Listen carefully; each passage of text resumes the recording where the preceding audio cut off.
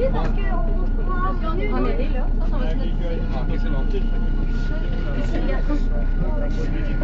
Vous la voyez, TV?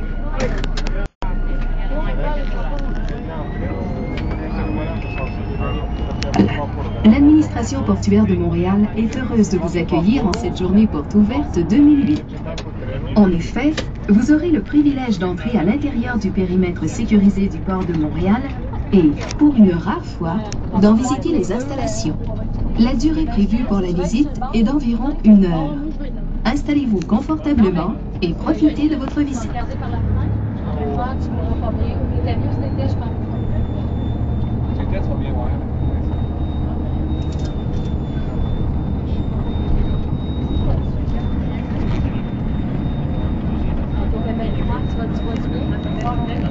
On l'oublie souvent, mais à 1600 km en aval, c'est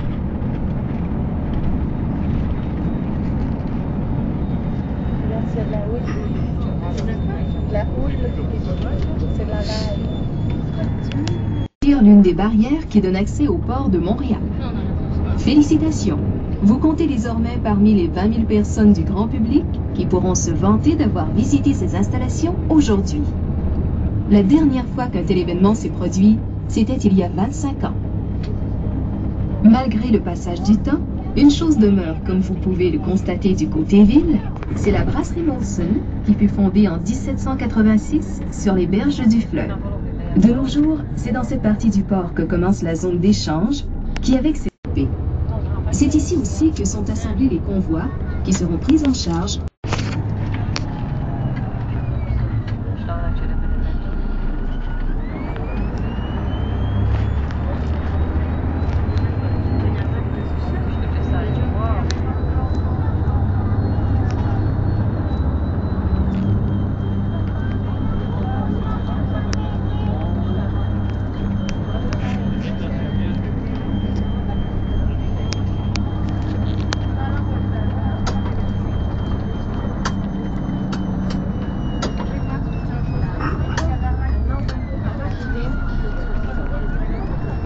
En 2007, l'administration portuaire de Montréal célébrait un siècle d'activité ferroviaire.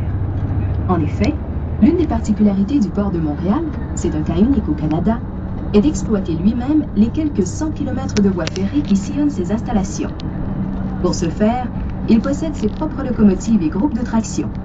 Ainsi, au moment de recevoir un convoi du Canadien National ou du Canadien Pacifique, ce sont les employés du port qui le démembrent, puis se charge d'acheminer les wagons porte-conteneurs aux terminaux appropriés.